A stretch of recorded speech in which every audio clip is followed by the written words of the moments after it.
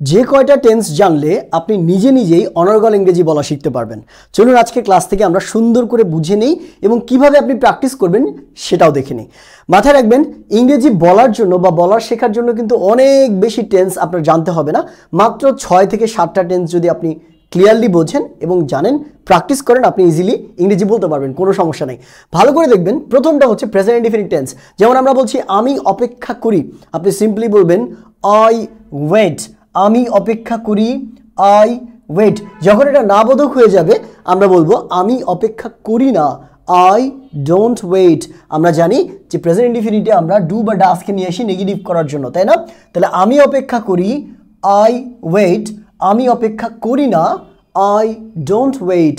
আচ্ছা, এবার চলে আসি এই বাক্যটাকে যখন আপনি চলমান অবস্থায় বলছেন প্রেজেন্ট কন্টিনিউয়াস টেন্সে, তাহলে ইনডেফিনিট তারপরে আমাদের দরকার পড়ে প্রেজেন্ট কন্টিনিউয়াসটা। যেমন আমি অপেক্ষা করছি, মানে আপনি এখন অপেক্ষা করছেন, কাজটা চলমান রয়েছে, তাহলে আপনি কি বলবেন? I am waiting. এখানে পরিবর্তনটা কোথায় ঘটে? শুধুমাত্র আমাদের এই মেইন ভার্বের আগে একটা অ্যাম ইজ আর বসাতে হয় সাবজেক্ট অনুযায়ী এবং ভার্বের সাথে অ্যান যোগ করতে হয়। তাহলে আপনি কি বলছেন? আমি অপেক্ষা করছি, আই অ্যাম ওয়েটিং। আমি ভিডিও দেখছি, I am watching video. আমি রেস্ট নিচ্ছি, I am resting। এইভাবে এটা নেগেটিভটা কি হবে? আমি অপেক্ষা করছি না, I am not waiting। শুধুমাত্র নটটা লাগিয়ে দিলে কিন্তু এটা নাবোধক হয়ে যাবে। তাহলে আমি অপেক্ষা করছি, I am waiting। আমি অপেক্ষা করছি না, I am not waiting। এবার দেখেন আরেকটা টেন্স আপনাদের কাজে লাগে, which is that present perfect tense. কি বলি আমরা? কোনটা দেখলাম? প্রেজেন্ট ইনডিফিনিট, তারপর প্রেজেন্ট কন্টিনিউয়াস এবং তারপর প্রেজেন্ট পারফেক্ট। এই তিনটা খুবই গুরুত্বপূর্ণ আপনার কথা বলার জন্য। দেখেন আমি অপেক্ষা করেছি, এখানে এছি, এছো, এছে, এছেন, শেষে বাংলা ক্রিয়া শেষে এগুলো থাকে। আমি করেছি, আমি খেয়েছি, আমি বলেছি, আমি শুনেছি। তাহলে দেখেন খেয়াল করে, আমি করি, আমি করেছি, আমি খাই, আমি খেয়েছি, এই যে শেষে এছি আসছে, এই কারণে এটা প্রেজেন্ট পারফেক্ট হবে। তাহলে মাথায় রাখবেন প্রেজেন্ট পারফেক্টে আমাদের অক্সিলিয়ারি হিসেবে অ্যাম ইজ আরের পরিবর্তে হ্যাভ নিতে হয় এবং পরবর্তী ভার্বটা 3 নাম্বার হয়, ভার্বের পাস্ট পার্টিসিপল ফর্ম। তাহলে আপনি বলবেন কি? আমি অপেক্ষা করেছি, এটা হবে আই হ্যাভ ওয়েটেড। আমি অপেক্ষা করেছি, আই হ্যাভ ওয়েটেড। আমি অপেক্ষা করিনি, শুধুমাত্র নট যুক্ত করবেন, আই হ্যাভেন্ট ওয়েটেড। আমি অপেক্ষা করিনি, আই হ্যাভেন্ট ওয়েটেড। এবার প্রেজেন্ট পারফেক্ট কন্টিনিউয়াস যেটা আছে, এটা কিন্তু খুব বেশি আমাদের কাজে আসে না, আমরা খুব অল্প কিছু জায়গাতে কথা বলতে বলতে ব্যবহার করি। আপনি বিগিনার লেভেলে ওইটাকে স্কিপ করে যেতে পারেন, কোনো সমস্যা নাই। এরপর দেখেন পাস্ট ইনডিফিনিট। আমি অপেক্ষা করেছিলাম, এই যে করেছিলাম, করেছি, আপনি অতীতে কাজটা করেছিলেন, ঠিক আছে? তাহলে আই ওয়েটেড। আমি অপেক্ষা করেছিলাম, আই ওয়েটেড। আমি অপেক্ষা করিনি, আই ডিডন্ট ওয়েট। মাথায় রাখবেন এখানে পাস্ট যখন হচ্ছে তখন ডোন্ট, এই ডোন্টের পরিবর্তে আমরা ডিডন্ট ব্যবহার করব, কারণ পাস্ট ইনডিফিনিট নিয়ে কথা বলছি আমরা। তাহলে আমি অপেক্ষা করেছিলাম, আই ওয়েটেড। আমি অপেক্ষা করিনি, আই ডিডন্ট ওয়েট। ঠিক আছে, ওকে।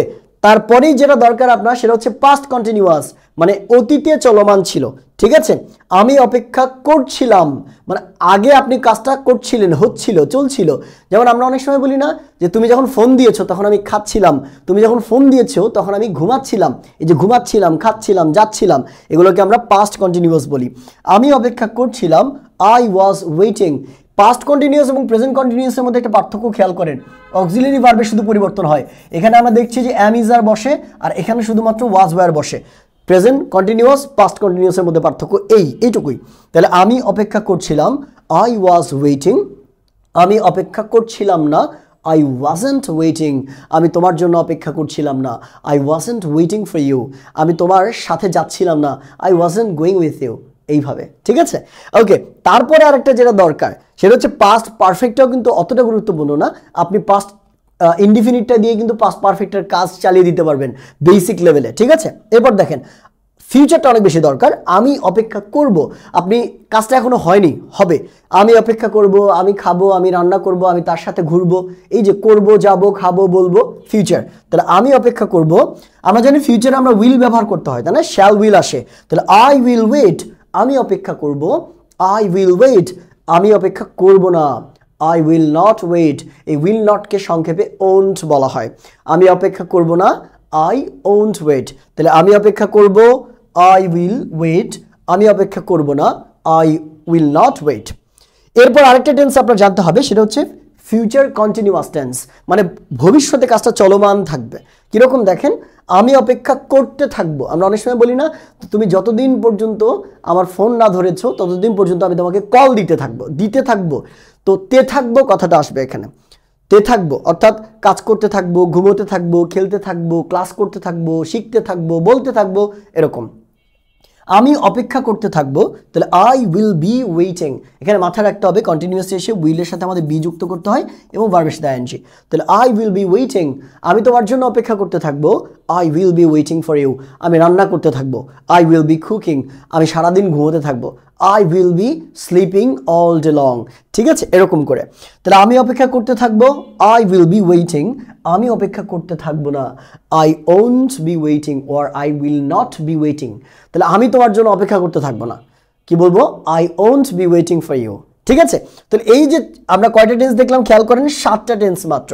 তাহলে 1 2 3 4 5 6 7, এই 7টা টেন্স যদি আপনি জানেন এবং এই ধরনের বাক্যগুলো দিয়ে যদি প্র্যাকটিস করেন, আপনি হাজার হাজার বাক্য নিজে নিজে তৈরি করে ফেলতে পারবেন। এবং আপনার বেসিক কথা বলার জন্য, মোটামুটি কাজ চালিয়ে নেওয়ার মতো কথা বলার জন্য এই 7টা টেন্সই এনাফ, এর বেশি দরকার নাই, ঠিক আছে। সো আপনাদের মধ্যে যারা প্রবাসী ভাই বোন আছেন, যারা দেশের বাইরে থেকে আমাদের সাথে যুক্ত হয়েছেন, আপনাদের জন্য কিন্তু দুর্দান্ত একটা কোর্স রয়েছে আমাদের, যেটা একটা রেকর্ডেড কোর্স, যার সবচেয়ে বড় সুবিধা হচ্ছে আপনি যখন ইচ্ছা তখন ক্লাস করতে পারবেন। টাইম নিয়ে কোনো ধরাবাধা নিয়ম নেই, অর্থাৎ রেকর্ডেড হওয়ার ফলে আপনার ইচ্ছা মতো আপনি ক্লাসগুলো করতে পারবেন। আর এই সাপোর্টটা আপনি লাইফ টাইম পাবেন, যতদিন ইংরেজি শেখেননি ততদিন কিন্তু আমাদের সাথে ক্লাসগুলো করতে পারবেন। এবং এইটার কিন্তু অলরেডি ভর্তি চলছে আমাদের।